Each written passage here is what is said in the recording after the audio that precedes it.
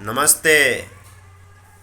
यदि आप लोग पहला बार यूट्यूब पर देख रहे हैं तो छोटू भोजपुरी ऑफिशियल को सब्सक्राइब कर दीजिएगा, और फेसबुक पे आप लोग देख रहे हैं तो छोटू भोजपुरी ऑफिशियल को पेज को फॉलो कर दीजिएगा। देखिए, इस वीडियो में हम आप लोग को पवन सिंह का न्यू गाना का कुछ इंटरव्यू में हाईलाइटेड वर्ड होता है उसको दिखा रहे हैं, देख लीजिए। करना पड़ता है। पवन जी के साथ काम कर चुके हैं, साड़ी से ताड़ी इतना ब्लॉकबस्टर सॉन्ग रहा। जी जी। उसके बाद नजर नहीं आ रहे हैं। अभी आएगा, बहुत कुछ तगड़ा आने वाला है कि नहीं पवन भैया के साथ? बहुत बड़ा धमाका आने वाला है, और हो सकता है वो मेरा लास्ट रहे।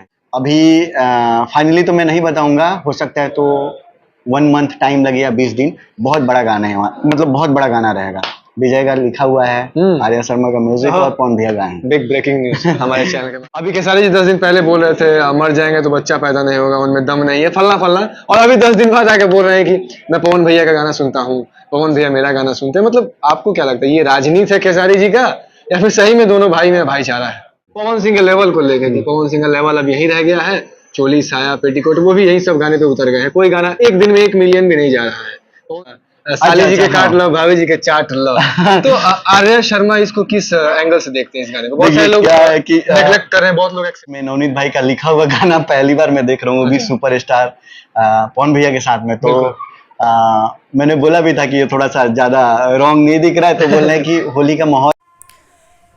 ये वीडियो पता है आप लोग को किस चैनल पर मिलेगा? शुभम सिंह ऑफिशियल पर मिलेगा, पूरा डिटेल में देखने के लिए। या जो मेरे गुरु हैं, जिसको मैं गुरु मानता हूँ, सूर्या भाई ऑफिशियल पे।